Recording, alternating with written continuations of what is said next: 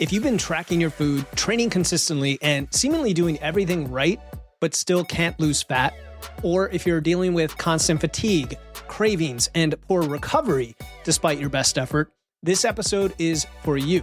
Today, we are revealing how chronic stress affects your entire system, from your nervous system to your metabolism to your hormones, including cortisol, and why understanding this connection could be the key to breaking through some of those plateaus. You'll learn exactly what happens in your body during chronic stress, how it impacts fat loss and muscle gain, and most importantly, what you can do about it. If you're feeling burnt out, stuck, or just wanting to optimize your results, today's episode will help you work with your biology instead of against it. Welcome to Wits and Weights, the podcast that blends evidence and engineering to help you build smart, efficient systems to achieve your dream physique. I'm your host, Philip Pape, and today I'm discussing the science of stress, metabolism, and body composition with Molly McNamee. Molly specializes in understanding that complex relationship between chronic stress, the nervous system, and even your physique results. She spent years studying how stress affects our entire hormonal cascade, including, yes, cortisol, but many others as well, and developing evidence-based strategies to help restore balance. Today, you're going to learn what happens in your body during chronic stress, why this matters for fat loss and muscle gain, and practical strategies that work. We're going to explore how different types of training affect your stress response, what lifestyle factors make the biggest difference, and specific techniques to build stress resilience. Molly, welcome to the show. Thank you for having me here. I'm really excited to be here today. I'm excited as well. We were talking before we started recording about the fitness space and the fitness industry and how sometimes cortisol is made out to be the big enemy of X, fat loss, whatever. And I wanted to start from that opposite end just to set context with the question, is there a case where stress is good? Like, what is stress good for? So we don't think it's just a boogeyman to everything. And then we can look at the opposite and what we're really concerned about. Yeah, so I talk about stress a lot with my clients and on my platforms. And I always have people come to me saying, okay, well, there's stress in my life. I'm trying to get rid of this. I don't know what to do about it. And then I tell them the goal is not no stress. That is impossible to not have stress in your life. Instead, the goal is really just to help manage your body's stress response better and make sure stress isn't consuming every part of you. So yes, you can have stress in your life, and stress can be really good. I mean, if you think about like giving a presentation at work, for example, or if you're a performer, like it's good to feel some of that stress and anxious energy before you get going. It can help you perform better. So stress in itself is not just bad. But what is bad is how stress often then consumes our body and then makes it hard to, live and function and act the way that we want it to. So as we have this conversation, saying that right off the bat of the goal is not no stress is super important. It's just figuring out how to balance that stress and manage that stress better so that it's not all consuming. Yeah, fair point. And we're going to definitely get into that. So if related to that, if there was a myth or trend out there right now on Instagram, on social media, wherever people are following, that you could like snap your fingers and just like put the kibosh on it, just get rid of it, what would that be? Well, like one of my biggest pet peeves with the fitness industry as a whole is just the all or nothing mentality. And that can be applied to pretty much any trend that I see. So there are a lot of trends that I would like to snap my fingers and have it go away. But it's mainly that mentality of this is the only thing that works. You're going to follow exactly this, and this is going to get you that dream body. And if you do anything else, it's not going to work. I would like for that to go away.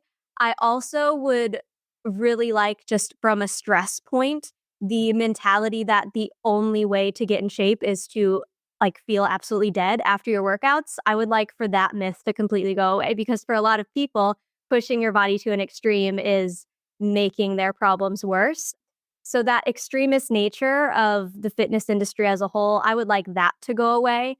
And then I'm sure if I thought deeper, there are a lot of like little stupid trends and things that I would like to go. But it all comes down to that extremist of this is the way and it has to be extreme. And that's all that works. It's not true. No, you're right. And you hit me really close to the heart on that one, only because when the trolls come out on YouTube, it's the videos that are triggering people's, latching on to almost a cult-like adherence to one thing, right? Like intermittent fasting is the only way to do this, and we're going to work for everybody, or this one thing is the only way to do it. So that's important because people are listening. It's the nuances and it's the personalization. We're going to talk about that. As far as training goes, I do want to get into, why don't we jump right into that? Because people are listening, care about primarily their body composition and their energy levels and just feeling and looking great as a human being, especially as we get older. So when someone's dealing with chronic stress, the standard advice is sometimes cut back on everything. Sometimes, like you said, it's do more of something. So when we talk about workouts, intensity, activities in your life, I feel like it's oversimplified. What does the research say, or what do you say about how stress affects our results in the context of just doing too much? Yeah. And as you said, it is totally convoluted, like in the space, because people are hearing things from every different angle and every body is different, is really the baseline statement that I go into when I work with clients. I'm like, how I'm going to train you is going to be different from like the answer someone else needs. Because it's interesting, because my story, I can share a little bit of, I find that a lot of people who have a similar story to me need similar advice to me. People who don't have a similar story to me don't need same advice as me. So I would say that I have had high functioning anxiety for my whole life. So I'm always running a bit higher than other people. So what I need from a workout routine is far different from someone else who is not always running on that high end where they're always feeling a bit anxious. They can handle a bit more intensity, but someone who has a baseline level of anxiety in their body, they can't handle the same amount of intensity. So, as you said, the answer isn't, okay, you need to stop doing everything if you're feeling anxious or if your nervous system is a wreck. It's just finding the right things to do and tweaking things slightly. So, I find a lot of people when they hear, oh, you're dealing with chronic stress, you should do less, they then jump to the extreme of doing basically Nothing. nothing. But when I tell people you should do less, it really just means like you're taking 2 steps backward. So if you're doing cardio every single day, it's okay, can we take out 1 cardio session? Can we take out 2 cardio sessions? And then the other extreme is true. If they're currently doing nothing and they're being told that they should start being active for their mental health or for their stress levels, the answer isn't start working out every single day. It's baby steps forward and baby steps back. So wherever you're currently at, it's hard for me to say, oh, there's one answer for you. Wherever you're currently at, it's going to be either a little step forward or a little step back is the answer of do more or do less. Yeah. And it sounds like since it's a spectrum, there could be people who are doing, let's say, the right amount of clock time of something, but not the right thing, like for that clock time, right? So it's not just a matter of more or less time doing something. Let's take a step back now so we don't get too far down that rabbit hole and just talk about chronic stress, what it is, how it affects the body, so that people can understand the signs as we move forward. Because we're trying to empower people, not just like, here are your 20 solutions and here's your decision tree. It's how do I recognize this in myself so that I know something needs to change? Yeah, absolutely. Well, our bodies are really cool. Like they have this whole stress response system that's there specifically to keep us safe. And that's amazing. We don't want that to change. We want our body to respond to stress the way it is supposed to respond to stress. But where it becomes a problem is chronic stress, right? So when you are feeling chronically stressed, that stress response system is working in overdrive and your body can start to get stuck in that fight or flight state, which happens when you are stressed. And that's going to make it really difficult for you to look and feel the way that you want to. Because as I said, your body's trying to keep you safe when it's stressed. So that means it's going to start to hold on to body fat because it's saying, I need as much as I can on my body to keep this body safe. So it's going to store as much as it can. Your metabolism is going to slow down because your body is going to say, we need to burn fewer calories because we need to keep this body safe for as long as possible. You're also going to find you can't really sleep because your body doesn't think it's safe to. You're not going to be properly digesting food because your body is rushing that process because it doesn't think it has time to do that. So that is fine in small doses. Like I said before, stress is fine to have in your life.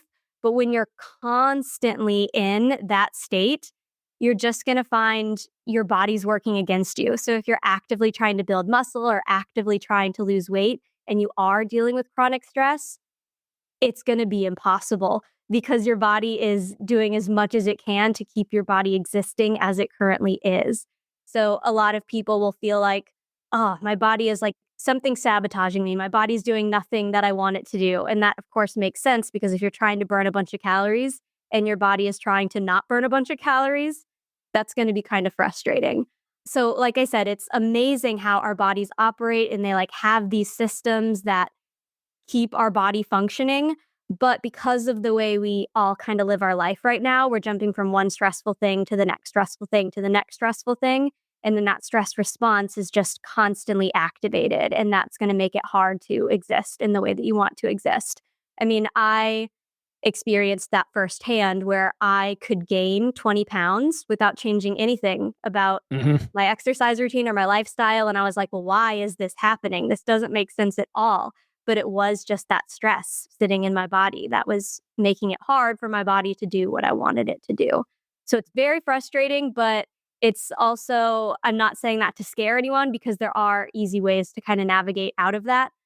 But yeah, I find a lot of people who come to work with me are saying, I've been trying stuff for years, like nothing is working for me. And that's just because they've been upsetting their nervous system for years. Yeah. And now their nervous system is saying, you're not going to do what I want you to do. Yeah, I think is an important message. You're right, because there's this like stress stack that's just built on top, one on top of the other, on top of the other. And you just talked about how it's a vicious cycle of, if your stress is higher, then sleep can be poor, then digestion can be poor, then gut health, then, right? Mm-hmm. And at the end of the day, right, we talk about energy balance. I just posted something this morning on Threads about like the root cause of obesity isn't the overeating, it's what's causing the overeating, and stress is among those many, many factors. And like you said in your personal story, it's not even overeating like you're eating more. It's just your body is clamping down more and more. And now you're eating more than your body needs in the moment because it's stressed. So you mentioned muscle building just briefly. I do want to touch on that. How does this chronic stress affect both the muscle repair that occurs after we work out and also new muscle protein synthesis? And let's talk about people who aren't even dieting, because dieting is its own stress. Let's say you're just kind of at maintenance. How does stress affect that process? Yeah, so stress affects a few things that would influence how you're able to build muscle. And one, you touched on it before, sleep. So if your body is stressed, you're not getting good sleep, and you need good sleep for your muscles to repair and change and grow. So you may feel like, oh, I'm lifting the heaviest weights. Then you're not sleeping. And then your muscles, you're just feeling constantly sore and your body's not changing the way that you want it. Another thing is digestion, as we talked about. You could feel like, oh, I'm eating protein, I'm doing the things, why aren't I feeling stronger? But if you're eating stressed out, your body's not really going to absorb those macronutrients and those vitamins and everything the way that you want it to, because your body's stressed. And again, it's rushing that digestion process. So to build muscle, you need the proper recovery. Like you need to be training those muscles and you need to be feeding those muscles. And if your body is stressed, it's hard to get the recovery or the nutrients or like to feel strong in your workouts, because energy wise, you're going to feel tired and you're going to feel weak. Yeah, it's important. Yeah. So again, it just all connects together. You mentioned soreness. I think that's a good point because, again, one pet peeve of mine is the people chasing soreness for its own sake. And oftentimes soreness is an indicator of something that needs to change, right? Like you said, it's either recovery. There's good soreness, like when you start a new lift. But yeah, these are all signs. And we're going to get into some of that biofeedback later so that people can understand, okay, maybe here's a checklist they can go through. But I want to touch on cortisol now because cortisol has a place in this big picture. And at the same time, we don't want to hyper focus, I think, on just cortisol because maybe it's a downstream, indicator of something rather than necessarily root cause. What are your thoughts on all that? Yeah, it is very rarely the root cause. It is like cortisol is being released in your body when your sympathetic nervous system is activated, which is that part of your nervous system that is creating that fight or flight response in your body. So it's often the case of your nervous system is causing the cortisol to rise and not your cortisol is the mystery of where did this come from? Why is this happening? So I do often think there's too much simplifying when it comes to cortisol or hormones, or honestly, you could think of a lot of topics. There's a lot of simplifying of like, oh, well, this is the result, so this is the problem, and I need to fix it somehow. It's same with people who are bloated. They're like, oh, I'm bloated.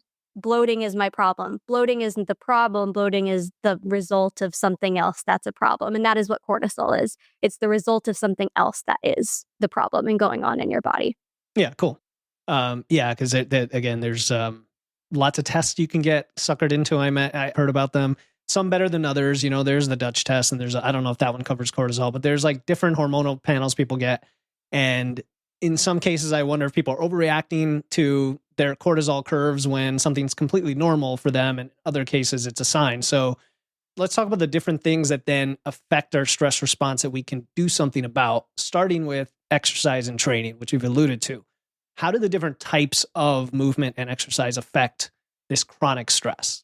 Yeah, so every workout is going to trigger some stress response in your body. Exercise is a stressor. And again, that's why we were saying stress as as a whole is not bad. Some stress is good, but some workouts will stress your body out more than others. So something that is more high intensity, that is pushing your body to an absolute max, whether that's with cardio or whether it's with powerlifting and you're lifting the heaviest weights you possibly can, or you're running as fast as you possibly can, and you're doing highly intense workouts, that's going to cause your nervous system to spike more than other workouts would. Also, long workouts keep your nervous system spiked in that stressful state for much longer. Obviously, every workout is a stressor. So if you're working out for 2 hours straight, your body is stressed for 2 hours straight.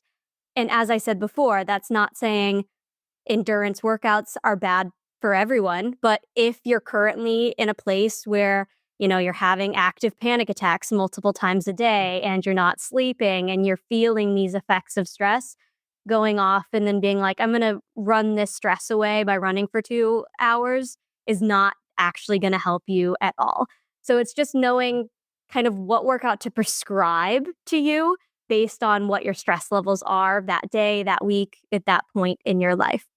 So yeah, as a whole, all workouts going to stress you out some. Some workouts going to stress you out more, and those are going to be the more highly intense workouts where you feel like something that I think is good to do is the talk test, where while you're working out, if you feel like you can't say a sentence without stopping to take a breath, that workout is probably more on the high intensity scale. So for someone who's not, checking your heart rate or really familiar with what high intensity is supposed to feel like, that's a good way to kind of gauge how intense is your workout. Can you speak in a sentence before taking a breath, or are you gasping for air after every word? And if you're gasping for air, then that means it's a more highly intense workout. And that can be with cardio or strength training. Again, powerlifting, I consider high intensity for a lot of people. Okay, so you triggered me twice by saying that. So the powerlifting, I do want to touch on that because, again, anecdotally, I've seen what you've seen where it's going to depend highly on the person and like in the context of everything they're doing. And I say that because just to challenge it a little bit, there are cases where, for example, I had a client who she was stressed to the max, stressed to the gills, doing a lot. She was mountain climbing, like a massage therapist, Peloton, and she was trying to lift, and we just stripped everything away except the lifting, and then her lifting became more intense. But I think the net change was lower, and I think that's important to understand. Like for her, 4 days a week for 90 minutes was a super low stress way to train for the week because she wasn't doing a lot of anything else. Yeah, it circles back to what I said before, where my solution for everyone is what is 2 steps forward or 2 steps back. So it's not, okay, you're fully going to eliminate all of these things that I'm talking about from your workout routine or from your life.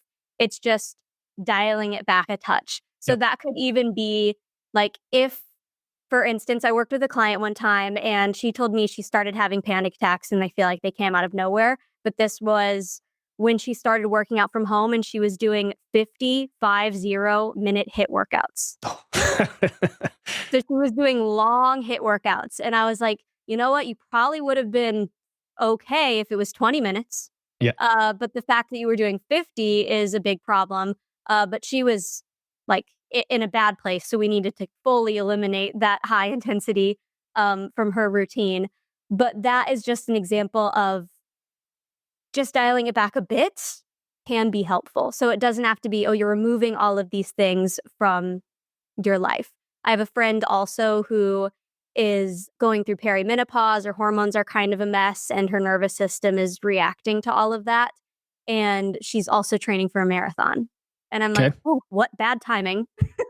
Because those long, long runs that you're going on are definitely not helping this. So then I'm just encouraging her to a couple days change her training, not stop training for the marathon. So it can just be small changes. Yeah, so that's good. Let's segue then on the small changes because you've mentioned sleep, you've mentioned recovery, you've mentioned I mean we haven't even really talked about the life stress that we're all under that causes a lot of this stress as well. I guess my question is obviously where would someone start? That's kind of the general thought here. But what's the big low-hanging fruit for most people when they do an inventory or audit of their life? Like just in general for people listening, like, okay, let me start with the movement or start with the life stress or whatever. Later on, I want to talk about unavoidable stress and what we can do about it. But like, here are the things we can control. Yeah. So I would always say, instead of thinking, what can I remove from my life? Think, what can I add to my life? And so the easiest place for people to start, I would say, is not even exercise. It's not even what you're eating. It's just little habits that you have in your day. Can you fix your posture regularly throughout your day? You could start there. Fixing your posture is going to help you breathe more deeply because your lungs are expanded. It's going to help you feel more confident and it's going to help your body feel. I know we're all I fixing know. our I'm posture like, now. I'm like, I want to fix my posture right now. I'm standing though. Yeah, so it's small things like that that is what I help people start with. It's not, okay, who can I break up with from my life to remove a large amount of stress? It's not that. It's not, okay, how can I overhaul my exercise routine? It's not that. It's what tiny things can you do? So with posture, one thing that I encourage my community to do is anytime you get a notification on your phone, fix your posture. Sweet. That's an easy place to start. Within your first hour of waking up in the morning, can you go outside and take some deep breaths? Start there. Like little things are going to be the best place for you to start instead of thinking, what big thing can I change? What big thing can I remove? It's really what small thing can I do to activate my parasympathetic nervous system, that part of your nervous system that's helping you relax and rest and digest. What can I do to activate that regularly throughout the day so that stress isn't, consuming me? So it's not what to change, it's what to add, really. I love that. And I didn't expect that answer, which I'm pleasantly surprised only because in the nutrition world, we talk about that as well. People are always trying to restrict and cut out, right? And we're like, no, just add in protein, add in fiber, add in some things you like and start crowding the other stuff out potentially. And by the way, your cortisol guide you have, just so everybody listening, Molly didn't tell me to do this, but she shared it with me and we're gonna talk about where to get that. It has some of these tips in there. And I saw those ahead of time. I'm like, oh, that's interesting. Like little simple things that you don't often think about. So, okay, beyond that, there are some scenarios, I guess, that are of interest to people. And I've had some of my community reach out with questions ahead of time. For someone who's managing their stress well, let's just say, like they have great sleep and they've balanced their nutrition and their training, but they're still not seeing progress. Like, it could stress over the issue. Are they missing something? Is there something they're overlooking? So, yeah, I used to think stress is just my interactions with people and the world and stuff that I can see. But there are a lot of things that can cause your body to feel stressed that you can't even see and you may not even feel. And again, I'm not saying that to scare people, but just to like raise awareness to it. But things like the products you're using to clean your house or the air quality of the town you live in, those types of things can start to stress out your body. You could have an infection that you don't know about, which is something that actually happened to me. There was a time where my anxiety and my stress was at an all-time high, and I was examining my life, and I was like, why is this happening? And then it turned out I had a yeast overgrowth in my gut that was just wreaking havoc on my nervous system. So if you feel like, why is my body not responding? It could be worth investigating, like, okay, what potentially unseen things are happening. Not saying that's the right solution for everyone. I'm not saying if you're not losing weight or you're not building muscle, it means something is wrong with your body, but it could mean something is wrong with your body. And I also feel like we all are used to a certain level of stress in our life. Like Yes. we get used to things and we wave things off as being normal that aren't really normal. So that's where it can be really nice to like have an outside perspective, maybe speak to a friend, maybe speak to a coach or a therapist and just be like, so this is what's going on. And they may be able to tell you, okay, that's actually not super normal. I have a client right now who like literally says, "Oh yeah, things are totally fine," but he's also a single parent. He has 3 jobs and 2 are his own businesses, and he's like, "This is all fine. Nothing's strange." I'm like, "There's so much stress in your life that you are just used to this stress now. Normalized it. Yeah. You've normalized it." So I would also, I guess, challenge those people who are saying, "I'm dealing with everything perfectly, but my body's not changing," to potentially examine, is that the case? And then also, are there unseen things that could be stressing out your body? Something I think is really helpful for everyone to do, at least like for a week or two, is to keep a little vibe check journal, like in your phone or keep it by your bed and just like keep note of how you're feeling each day. Like keep track of how are you sleeping? Are you bloated? Do you have a headache? Do you feel anxious? Is your heart racing at all randomly? Just keep track of those things and you may start to see if there are some things actually happening that you weren't aware of. Yeah. No, you mentioned some great things. The first being that there are lots of things in our environment that could affect us, and we don't need to like fear monger it per se, Yeah. but it's good to be aware. I knew a guy who worked in an office environment and something wasn't right. And he was allergic to some form of mold or something that didn't affect most people, and he went and worked from home and all of a sudden it cleared away. So yeah, I like the vibe check journal. I mean, I talk about biofeedback all the time, and it sounds like there are some nice granular levels of stress measures that you can track. And maybe if there's time, we can get into that, but I like that idea. Kind of maybe a little bit related to this or not is how often is the case where somebody's just trying to diet too much and that's the cause of their stress? That's very if not often. if not the most common. It's potentially the most Yeah. common. I mean, when people are actively trying to lose weight, like the first thing they think is, "Oh, I should exercise more, or I should eat less." Like those are the 2 things people instantly jump to. And you can do that again to a degree. You probably do need to maybe eat a little less or move a little bit more, but people often take it to the extreme. So if you have been dieting for a long time, that is a stress in your body. Absolutely.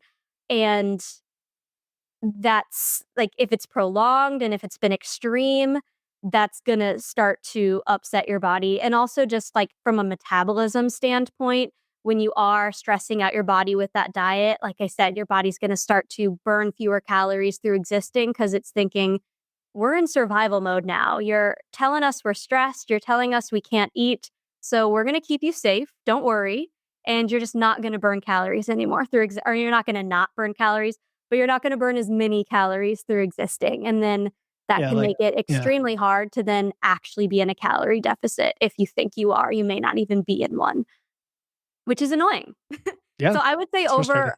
o- abusing or over dieting is a huge cause for stress for a lot of people, but also just food in general is a stressor and a trigger for a lot of people, especially like, I mean, people who are actively trying to lose weight have probably had some times where they're a bit upset with food and they're a bit upset how they're eating. So just having that kind of negative relationship with food itself can be a stressor. So then it could be anytime you think, what am I going to eat for dinner? That could be stressing out your body just itself. Even the fact of like just thinking about food. Dieting itself is a stressor, but thinking about food can be a stressor for a lot of people. Yeah, makes sense. I mean, there are so many causes of overconsumption related to stress and also appetite regulation and hormones that they're all tied together. I'm curious, just recently I learned how there was some study on the thyroid that showed a roughly average 6% reduction in thyroid production during a 500 calorie deficit, right? So like roughly on average, somebody who goes into a diet, their hormones downregulate. We know that it's part of metabolic adaptation and then it comes back. So it's not like you're damaging it, right? From a stress perspective, and maybe it's cortisol specifically, do we have any sort of numbers or like measures of what happens to cortisol where it's normal, but it's going to happen when we diet and then it kind of comes back? Do you have any details like that? Number wise, no. I can't spit out numbers for here. They would all be a lie and things that I am making It's up fine. off the top Yeah. of my head, off of assumptions. But absolutely, it's kind of as we talked about before, where stress in small doses is not a bad thing. So if you are the rare person who has never dieted before and you don't have a negative relationship with food and you go on a diet, that can be initially helpful. And that initial stressor, as it said, it's not going to be a prolonged effect. where I find this is a problem most is people who are repeatedly dieting over and over, and where they bounce back and forth between dieting and not dieting, and they're just kind of flip-flopping through those two extremes. That's where dieting affects cortisol in your nervous system the most. But if you're just occasionally going on a diet, if it's not something you're repeatedly going back and forth with, if it's not something you're over abusing, then it's not bad. And Yeah. it's you are going to see those initial effects of maybe your hormones get a little out of whack, but then they do normalize. Yeah. Yeah. But No, it's that's a the great repeat point. offenders and Yeah. the over, I was going to say over under eating, which is such a silly thing to say, The but extreme dieters. Yeah. the Yeah. Like extreme a dieters, big calorie deficit way beyond what it should be. Yeah. exactly. Yeah. Yeah. Okay. That is always going to be negatively impacting your Right. body, especially if you do that for a long time, like a Of week. course. I mean, maybe whatever. But if you're doing that for a while, that's Yeah, definitely. I mean, folks need to hear that there are different variables, right? There's how fast you go, there's how long you go, and then how many times you do it, and how everything else is set up for that.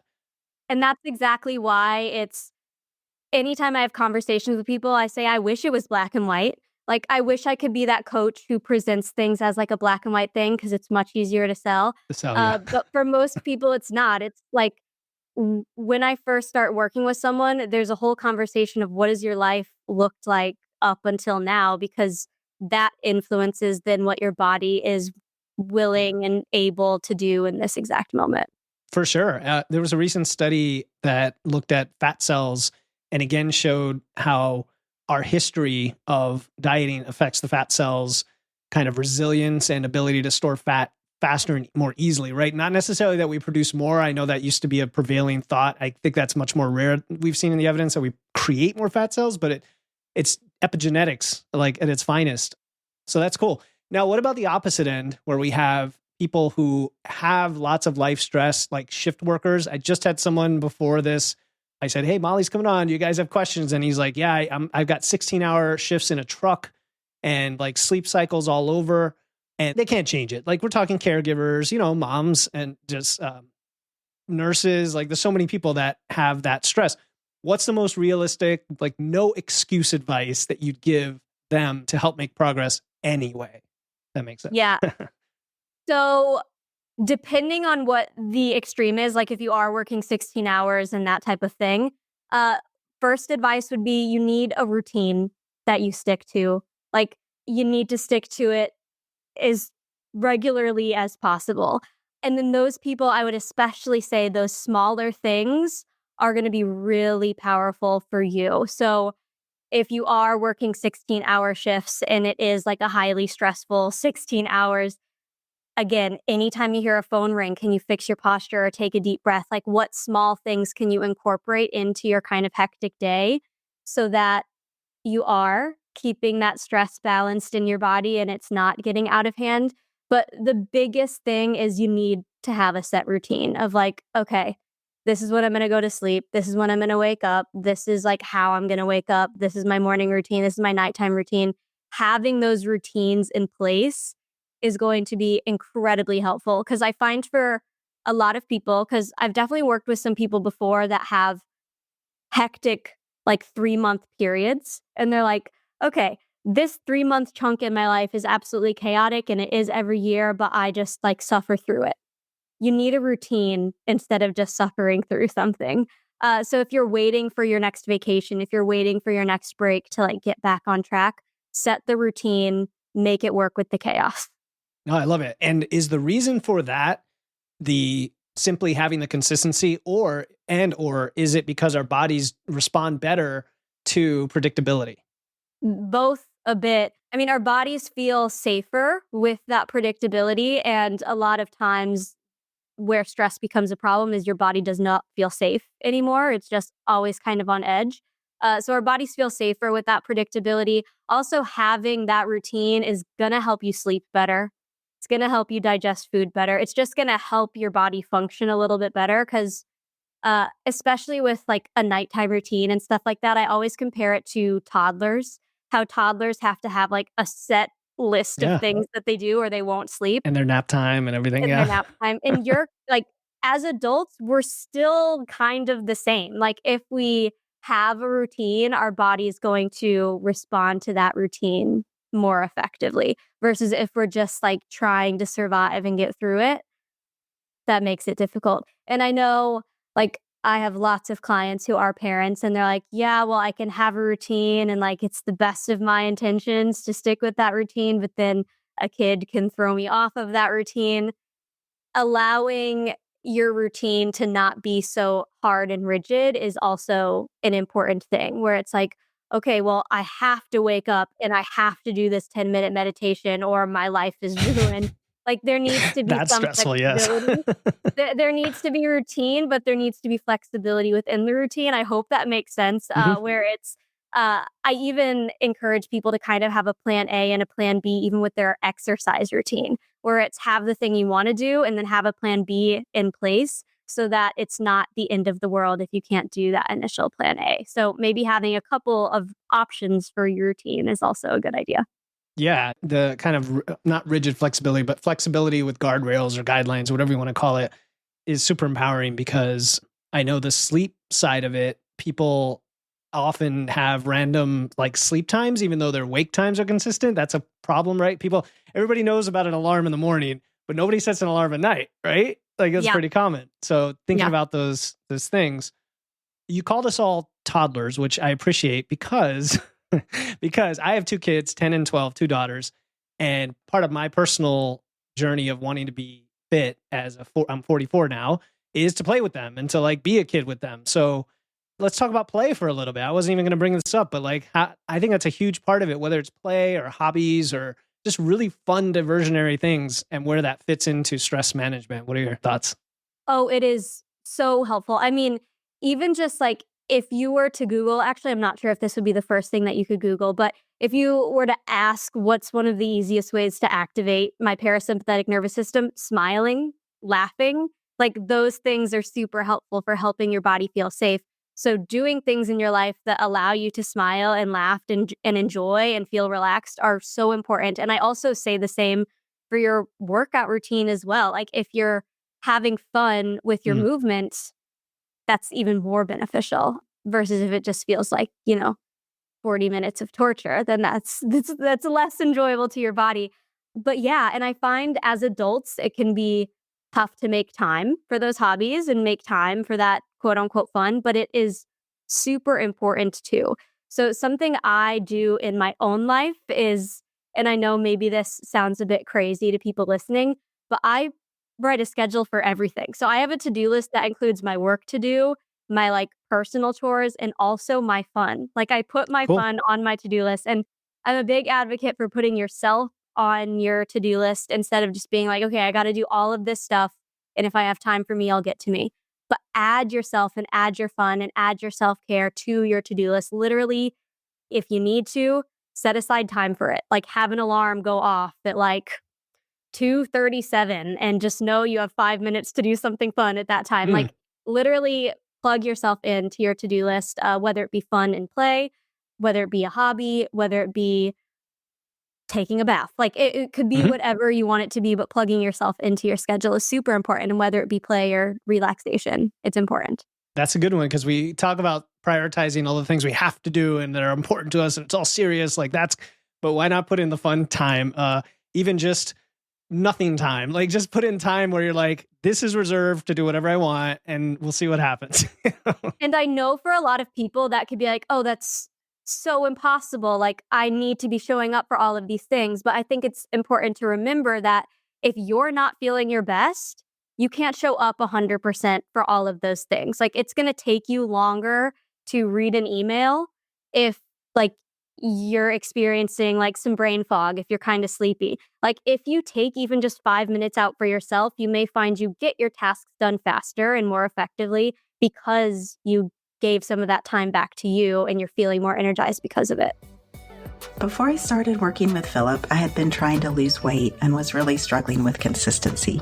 But from the very beginning, Philip took the time to listen to me and understand my goals. He taught me the importance of fueling my body with the right foods to optimize my training in the gym, and I lost 20 pounds. More importantly, I gained self-confidence. What sets Philip apart is the personal connection. He supported and encouraged me every step of the way. So if you're looking for a coach who cares about your journey as much as you do, I highly recommend Philip Pape. Now, for those of you listening to this, I don't know if you can hear our smiles and Molly's like bright face, but if you want to watch the video, you should watch it because I think like the smile, you're right, the smiling is like so important. And so kind of related to that is positivity in general. Well, I mean, one thing that I encounter all the time with people frustrated and struggling is negative self-talk and negative framing on things. And I wasn't even going to ask about this. And I'm thinking just, again, us smiling with each other here and making it a positive thing. How can people use one of those techniques, reframing or some behavioral technique that you use with clients to help with their stress, to help reframe the situation? Well, one of my favorite things to do currently, actually, and I started incorporating this into my life like over the last month, and I have found it to be weirdly really, really helpful, is I talk to myself using my name. So I'm like, Molly, you're doing great today. Like I literally say my name out loud, and that, because you can hear that like, oh yeah, positive self-talk, like be kind to yourself, that kind of thing. And I would always try that and not really feel any different. But actually saying my name and feeling like I'm talking to myself has been incredibly helpful for me for reducing some of my anxiety. Like I have my things that I get stressed about where it's like, oh, if I am hopping on a call to be interviewed for this podcast before I like take a deep breath and I'm like, Molly, you got this. And it can just be as simple as that. But that positive self-talk is super powerful. And it is on the opposite end, like how you talk to yourself in general is very powerful. So if you're also talking down on yourself, your body's going to start to feel that. It's really going to start to feel that. So if you're like, why are you doing this? If you're like constantly like criticizing your body and constantly being like, why are you doing this to me? Your body's going to be like a scared kid. Like, again, we're talking about toddlers. Like if you say something mean to a toddler, they're going to feel kind of bad. And your body is kind of the same. I didn't mean to call us toddlers so many times today, but we kind of are. I don't mind at all. And you weren't nervous before coming on, right? That was just an example. Just an example. But it is interesting. Like as you do your self-talk, talking to yourself, using your name can be super helpful. And then also the tone that you're using with your self-talk is also very powerful. Like if I'm feeling anxious for something and I'm like, pull it together, Molly, you got this. Like if I just said that a little kinder, my body would have taken it as more of a kind thing instead of a mean thing. So your tone and the words you're using as you talk to yourself. And I know maybe I'm strange. Maybe I'm the only one who speaks to myself, but you should try it if you haven't. No, you're not the only one. Yeah. But using the name specifically is a really nice twist on it because we all might. I'm sure, assuming most people talk to themselves. I always joke like as long as you don't argue with yourself, but using your own name is a nice trigger because we respond so emotionally to our name. So I love that. And who else is there to do it for you? I mean, occasionally you have obviously people you're interacting with, but you're by yourself majority of your existence if you think about it. Mm-hmm. I was just working out this morning and a friend of mine would send me these reels of this guy yelling, lightweight, like when it's super heavy weight to make it feel lighter. So I started doing that. I'm like, what if I throw my name in there now? Philip, you got this. This is super light. Go for it. Yeah. Right? Like, how's that going to affect that? Exactly. It is strange, but it is effective. And I would love to hear if it helps for you. Exactly.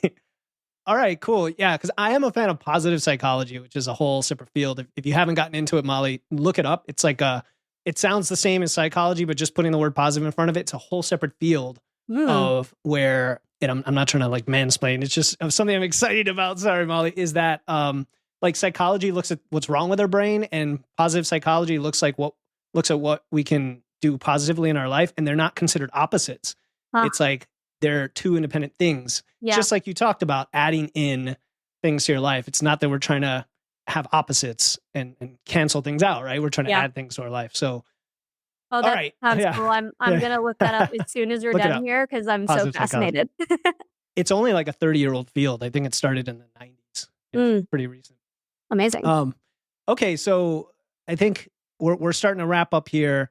As far as strategies, I don't know if people are like, hey, Molly, there's so many things that you still haven't covered with what can I do? Is there any one or two big things that stick out that you love to share with people that I haven't specifically asked you about? Yeah, I mean, like I said, I'm all about starting small. So if you're listening to this and you're like, oh, that's so small and insignificant, like the small and insignificant things are actually really, really powerful for your nervous system specifically. So one of the things I just recommend everyone do, and this may sound a little silly, but just pause between activities in your day. We're all often kind of running from one thing to the next, even with our workouts. So I'll say this as an example. I know a lot of people rush their cool down so that they can hop in their car and get back to their life. But can you take an extra couple minutes to just lie down on your back and breathe after you finish your workout? Can you literally pause and just breathe and relax for even 30 seconds would be Mm. helpful if you're not doing anything like that right now. But so many of us are going from one thing that's stressing out our body right into the next thing, right into the next thing. So, another example, if you're driving and you're rushing and you're in rush hour traffic and you're feeling kind of stressed in your car, after you park your car, can you just sit for 30 seconds? Literally just pausing between activities can be a really good way to tell your body it's cool. We're safe now. You can relax. Um, so I think that's another really easy thing that people could start doing and applying into their life.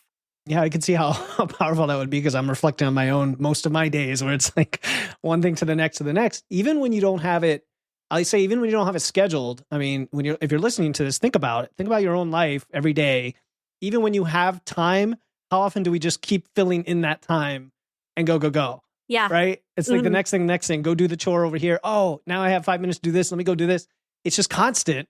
Yeah. And you're saying take a break. Yeah.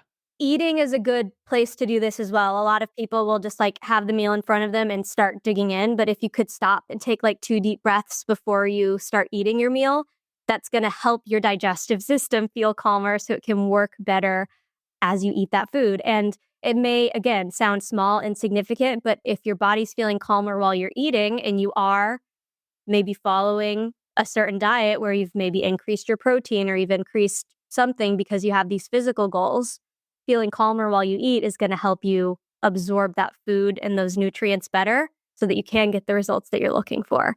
So those small pauses, again, they seem small, they seem silly, but especially like right before mealtime, it can really make or break how effective that meal is for you.